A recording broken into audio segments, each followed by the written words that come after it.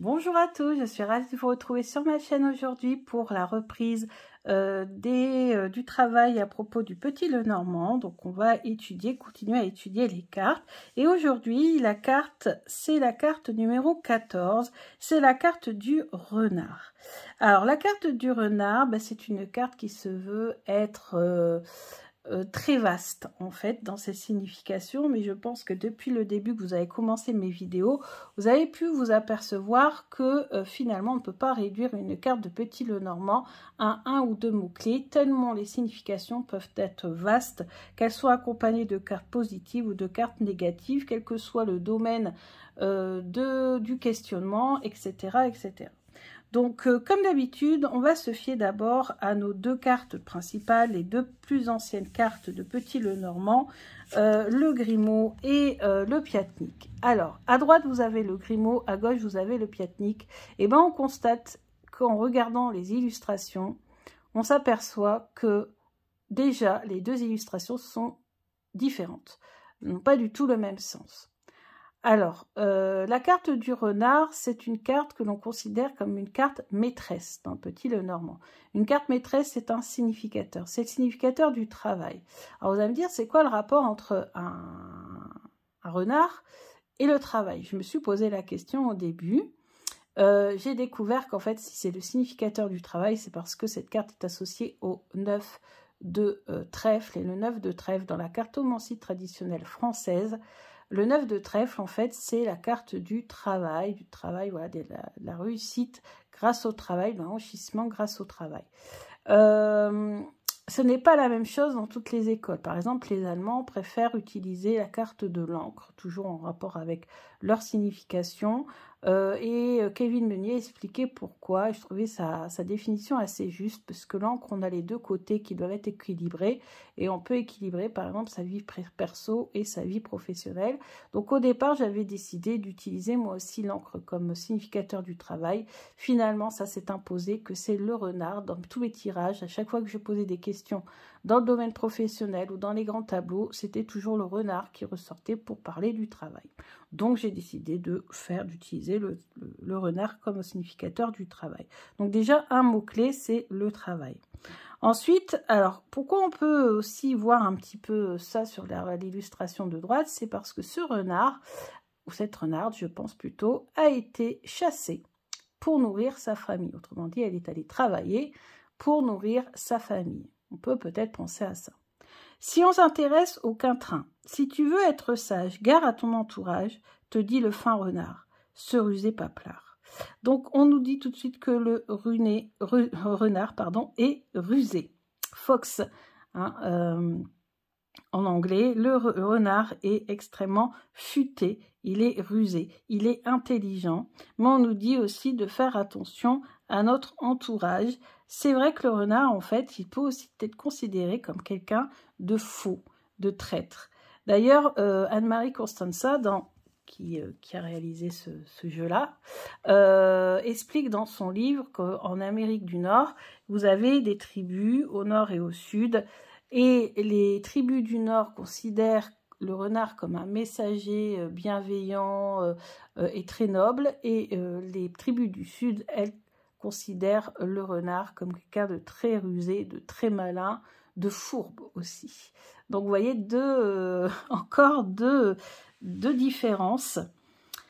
Alors ici, si on continue à faire la différence entre ces deux illustrations, donc ici on a une renarde qui est allée chasser une oie pour nourrir sa famille, donc peut-être qu'on peut estimer que cette oie, elle a appartenu justement à des paysans par exemple, et du coup elle est allée voler cette oie aux paysans. Je vous l'avais déjà expliqué, dans les campagnes, moi mon grand-parent avait un poulailler près des champs, et il y avait des renards à l'époque, il y a très longtemps, parce que ça fait quand même un petit moment qu'on n'en a plus malheureusement, Et puis, bien sûr, il nous disait qu'il fallait surtout pas qu'il y ait de trous, de failles dans le grillage du poulailler, parce que si un renard s'y mettait, parvenait à rentrer à l'intérieur, et il pouvait faire de gros dégâts. Donc vous voyez déjà, ce jeu a été conçu au 19e siècle, donc vous vous doutez bien que je pense que ça devait être encore plus à l'époque, qu'on se méfiait de cet animal qui est un excellent prédateur. D'ailleurs, c'est ce que sous-entend ici cette illustration, puisqu'on a un renard solitaire. Donc là, on peut représenter en effet la solitude. Par exemple, Célia, dans son Petit Lenormand, représente le renard replié dans sa queue en train de dormir. Donc on peut aussi parler de repli, d'isolement avec le renard.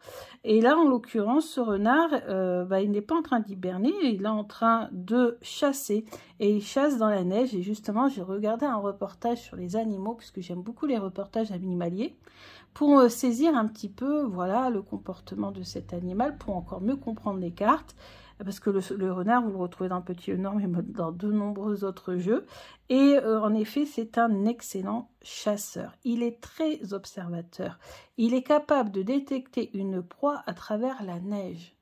Et quand c'est comme ça, il a ses oreilles bien en avant et il l'observe.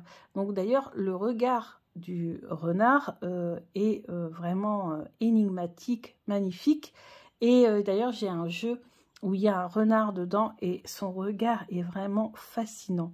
Donc il a un regard perçant et il a des oreilles aussi extrêmement puissantes pour pouvoir détecter les petits animaux cachés. Donc ici, on va le représenter comme quelqu'un de grande dextérité, très intelligent, très observateur.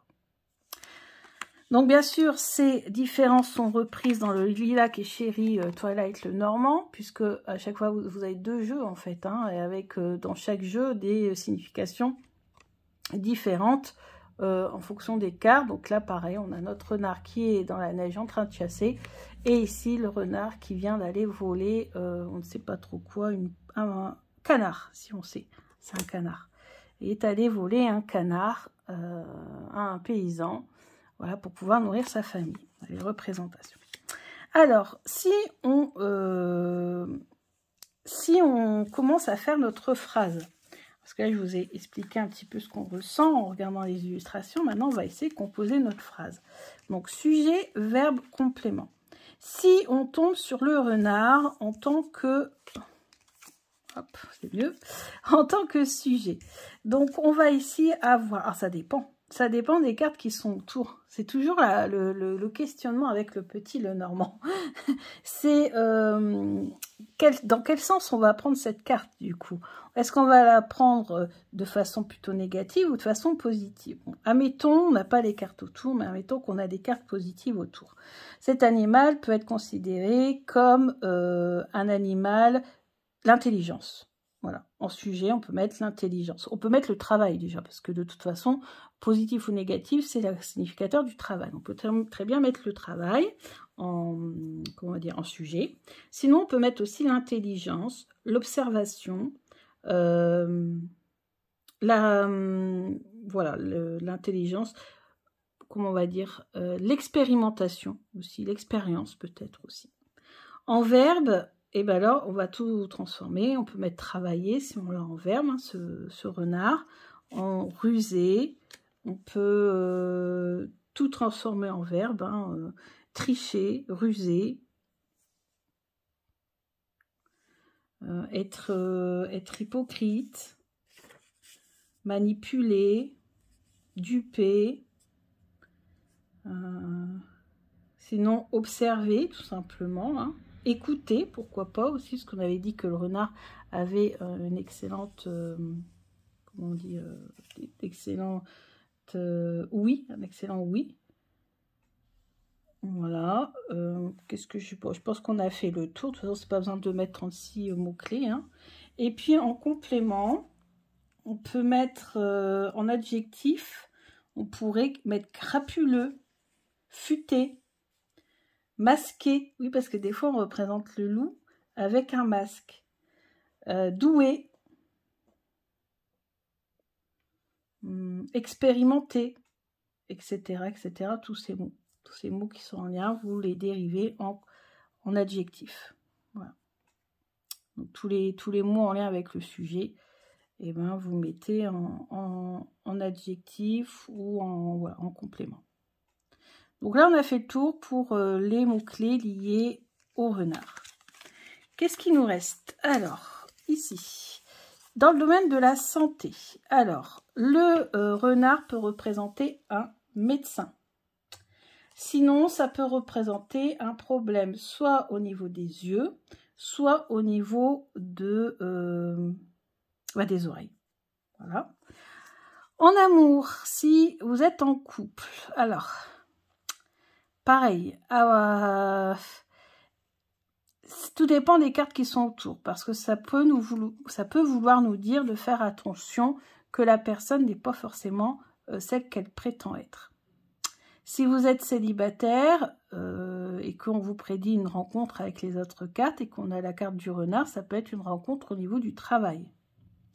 Et si vous voulez revoir votre ex, si l'ex passe en renard, ça veut dire qu'en fait, il ne veut pas vraiment revenir.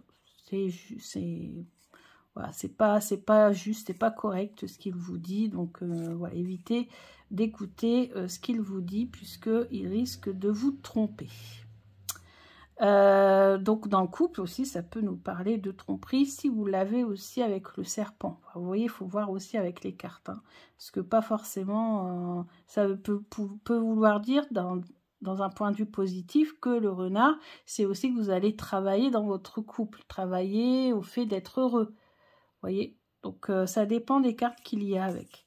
Dans le domaine des finances, bah là, ça veut dire que pour améliorer vos finances, il va falloir bosser dur, il va falloir travailler, être usé, être malin.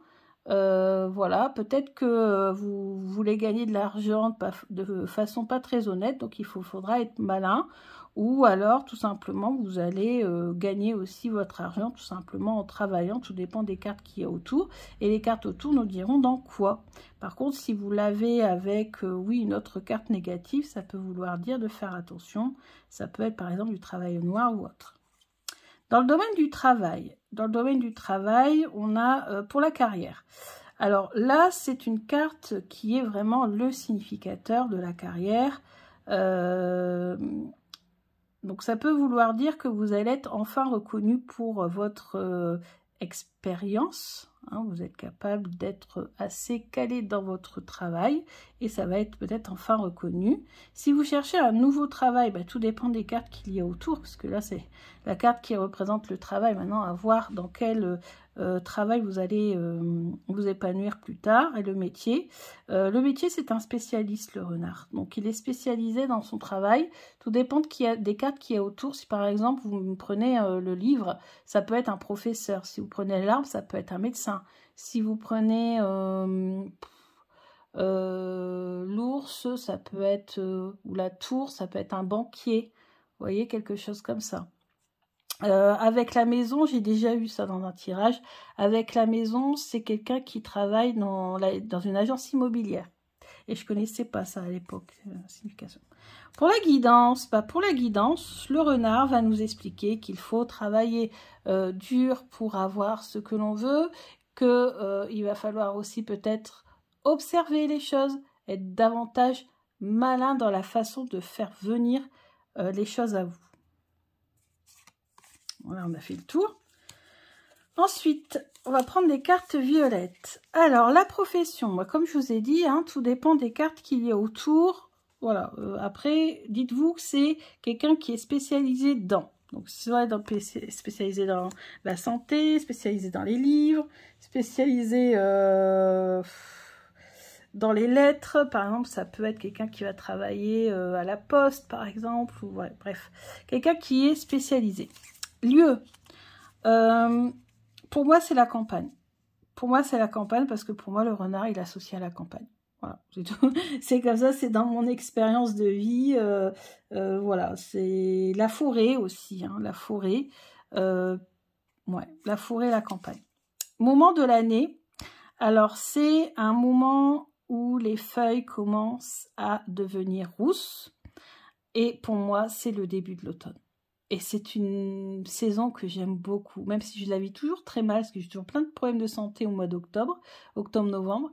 Mais c'est une saison que j'ai appris, pardon, à aimer. Et donc le renard, pour moi, représente le mois d'octobre, ça représente le début de l'automne. Les objets. Alors, des objets, il y en a plein. Hein. Tous les objets liés au travail. J'aime bien aussi les lunettes. Pourquoi les lunettes? Alors, les lunettes, normalement, c'est plutôt le trèfle. Parce que le trèfle, à l'origine, c'est 2 trèfles, en fait. Hein. Mais comme le renard, il est très observateur et est souvent représenté avec des lunettes dans les dessins animés. Donc, les lunettes. D'ailleurs, là, j'ai pris celui d'Hélène Ciotat. Il n'a pas de lunettes. mais des fois, les renards ont des lunettes. Ils regardent, ils ont des très bons yeux. Enfin, quoi que vous allez me dire, si on a des lunettes, c'est que les yeux ne sont pas forcément très bons. Mais voilà, vous avez compris l'idée. Couleur. Alors ça, c'est facile. C'est la couleur du pelage du renard. Alors certes, il y a des renards qui sont blancs, on est d'accord. Mais nous, notre renard, il est roux. Et donc, c'est la couleur rouge, c'est le marron, c'est orange aussi, toutes ces couleurs-là, en fait. Et une fois, j'avais tiré les cartes, et c'était à propos d'un chien. Et j'avais découvert que le chien qu'elle allait recevoir était de couleur rousse ou marron. C'est vrai que j'allais dire rousse, mais ça peut être marron aussi, hein. Avec une tache blanche sur le poitrail parce que j'avais eu les chemins, et le chemin représente le haut du corps, là où il y a les séparations entre les deux bras, donc en fait c'est le torse, donc pour un animal c'est le poitrail, et tache blanche parce qu'il y avait le mont représente le blanc. Et puis il y avait le renard, donc c'était la couleur rousse, et il y avait même l'ours. Donc l'ours, je savais que c'était un gabarit assez imposant, et l'ours, vous savez, il a des poils un petit peu, voilà, un petit peu épais, etc. Et quand elle m'a envoyé la photo de son chien, c'était exactement ça, c'était un chien marron, avec les poils qui d'ailleurs frisaient un petit peu, et avec une tache blanche sur le poitrail. C'était choquant comme expérience, franchement. Donc la couleur, voilà, c'est le marron, etc. Les prénoms, alors là, aucune idée.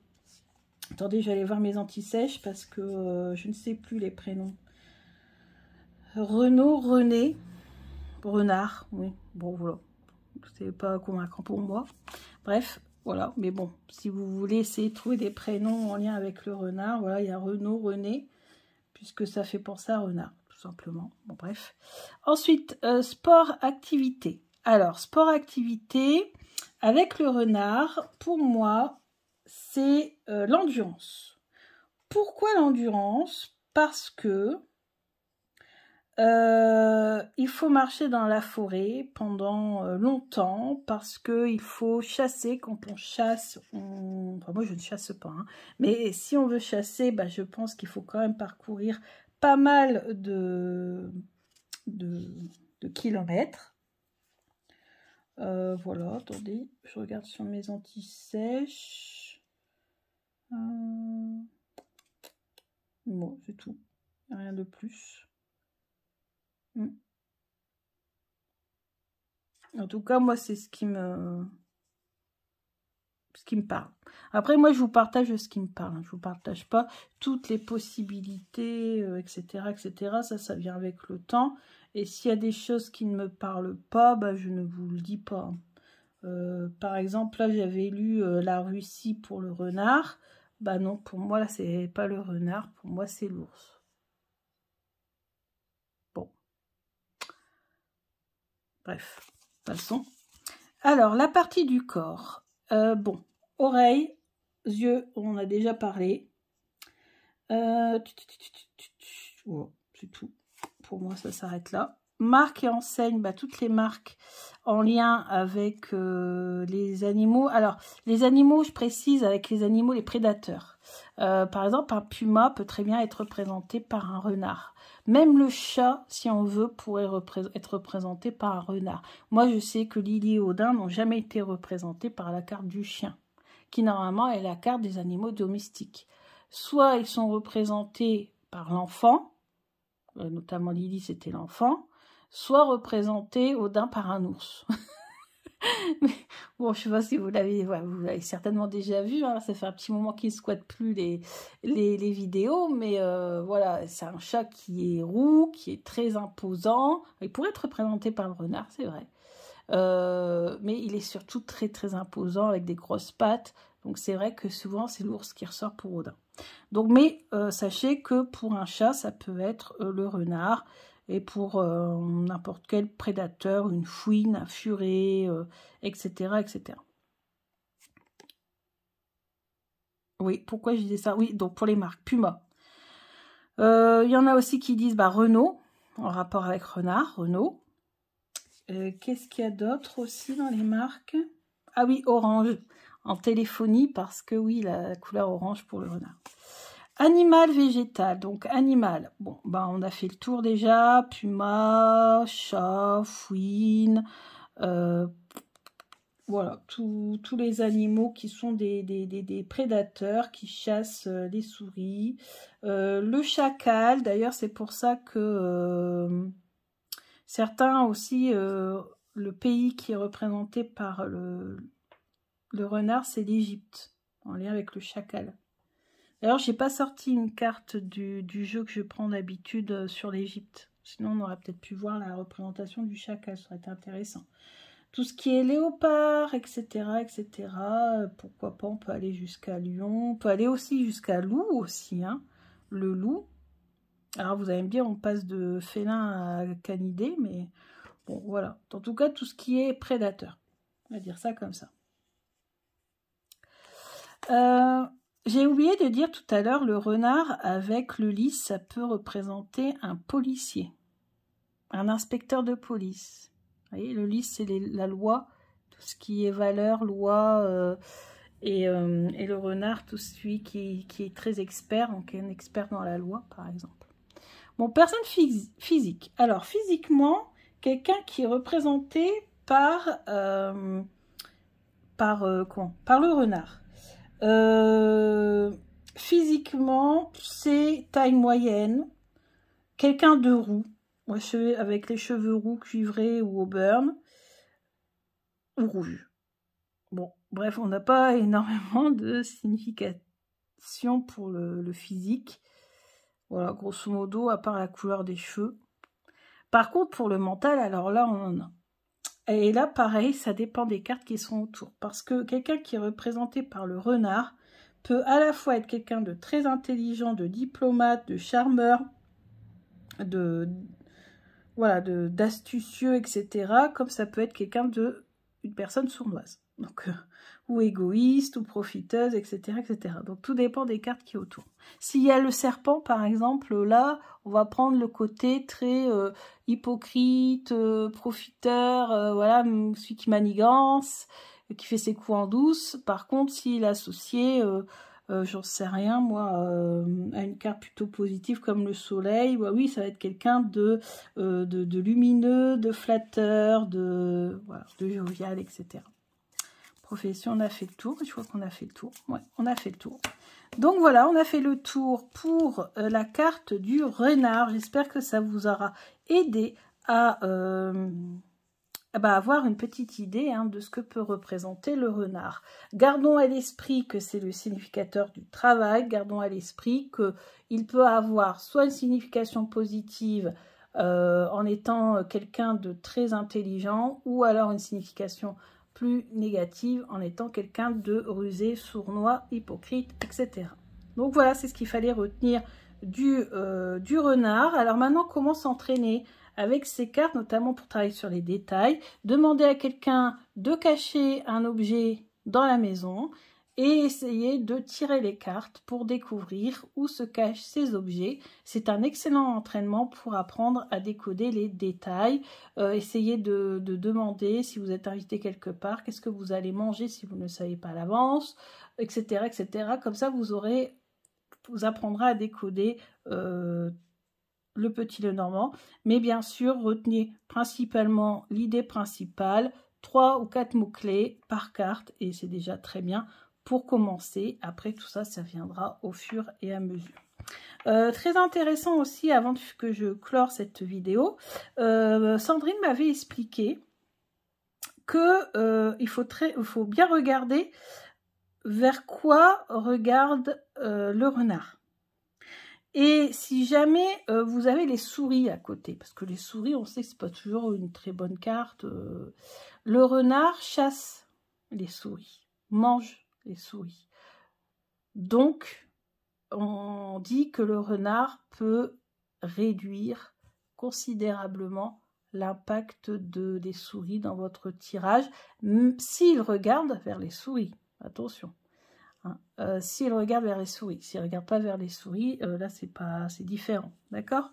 Donc voilà, gardez ça en tête. Il faut, avec le petit Lenormand, analyser les cartes de façon extrêmement pratico-pratique. Voilà, faut rester simple et logique. Voilà. Et normalement, ça se passe très très bien. Après aussi, tout dépend du ressenti que vous avez par rapport au renard. Moi, vous savez que le renard, depuis toute petite, on me dit d'en méfier. Donc forcément, j'ai plutôt le considéré comme un animal extrêmement rusé, malin et pour lequel il faut se méfier. D'autres vont le voir de façon voilà, un peu romantique, comme dans les livres ou les fables, ou à quoi que vous allez me dire, dans Le Corbeau et le renard, il fait son petit malin pour essayer d'obtenir le fromage du corbeau. Donc c'est pareil quoi dans un sens. Mais bon, vous voyez, essayez voilà, de voir aussi en fonction de votre ressenti. Toujours vous laissez aller par votre ressenti. Ce que vous, c'est ça qui est intéressant dans un jeu qui est un jeu basé sur des symboles, sur des animaux. C'est qu'en fait, il faut voir ce que ces symboles ou ces animaux, à quoi ils vous font penser. Qu'est-ce que vous ressentez par rapport à ces animaux-là? Donc voilà, j'espère que cette vidéo vous a plu. À bientôt pour une prochaine. Bisous!